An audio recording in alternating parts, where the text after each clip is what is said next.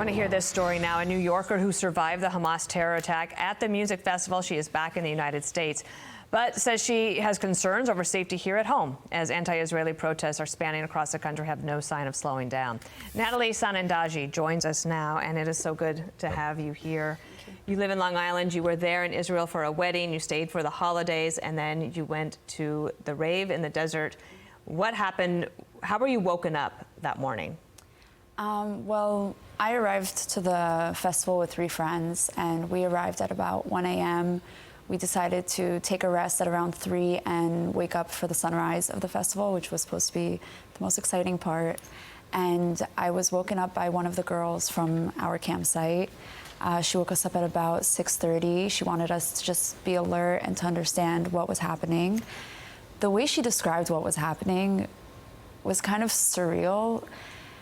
What did she say? She came up to me and she said some rockets have been intercepted overhead, but everything should be fine. This is normal for the area that we're in. Hopefully the party will continue. Just try to imagine anywhere else in the world where kids are at a festival dancing and suddenly rockets are being intercepted overhead and they react in such a calm manner.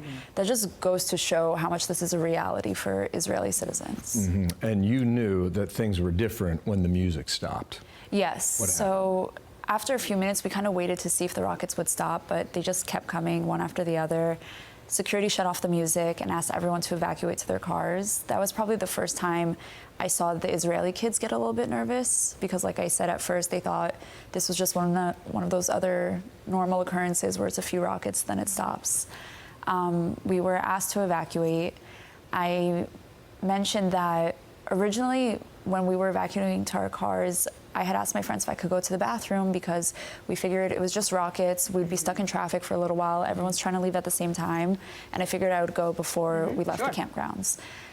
That occurrence didn't register in my head as a big occurrence throughout this whole situation until a few days ago when a video had surfaced of the Hamas terrorists going to those exact bathrooms moments after I was there and just shooting at every stall, trying to kill anyone who was inside. That was one of the first times that it really occurred to me how close I was to death.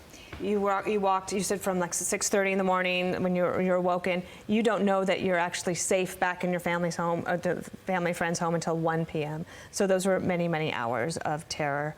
Then you find out all that's happened. So now you're back here in the United States. You're watching all of this unfold. I'm sure you're glued to the news. There's so much of it. There's a lot of grief. There's a lot of anger. There's a lot of passion, and there's a lot of demand for Israel to do something to make sure that Hamas could never do this again. I'm curious about, you're a young woman here in America. When you see these protests, how do you feel personally about it? It's upsetting, especially seeing the protests happen on college campuses. These protests are created by children who are supposed to be well educated.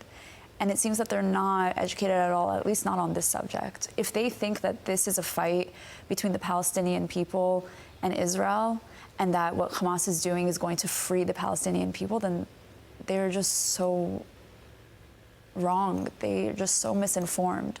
This isn't a fight between Israel and Palestine. This is a fight between Israel and Hamas, a terrorist organization who is just as complicit in the deaths of innocent Palestinians as they are in the deaths of innocent Israelis. They're putting the Palestinian people in harm's way. They're using them as their own human shields. Their agenda is not to free Palestine. Their agenda is to wipe out Israel and the Jewish people. So you think they're missing the point? Yes. The larger point is Hamas, and it's not about the future for Palestinian people. Can I take you back for a moment here? You said when you were leaving the festival, so the sun's coming up, right? You saw the cars all lined up, I think going in both directions, and that was a tell that some of the organizers for the event said, don't drive anywhere. The road's clogged.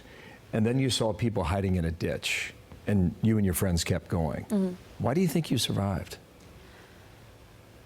I really don't have the answer to that because we could have made a split-second decision and ran in a different direction, and that direction could have been the direction where the terrorists were, and we could have been killed. Every decision we made, we didn't know it was the right decision in that moment, but it ended up being the right decision. One of the decisions was to not hide in the ditch because my friend last minute said, if the terrorists find us in this ditch and they're coming from above us, we have nowhere to run. they're going to shoot at us and kill us. And that's what ended up happening to the kids who did stay behind. And they did. Yeah. Did your friends have military training? Had they served in the IDF? Yes. So do you think that that helped you survive? No, because there are so many kids who, Same. they were all in the IDF, and so many of them didn't survive. It also occurs to me, too, with all of these protests, that for young college students in America, if they were in Israel right now, they would be serving.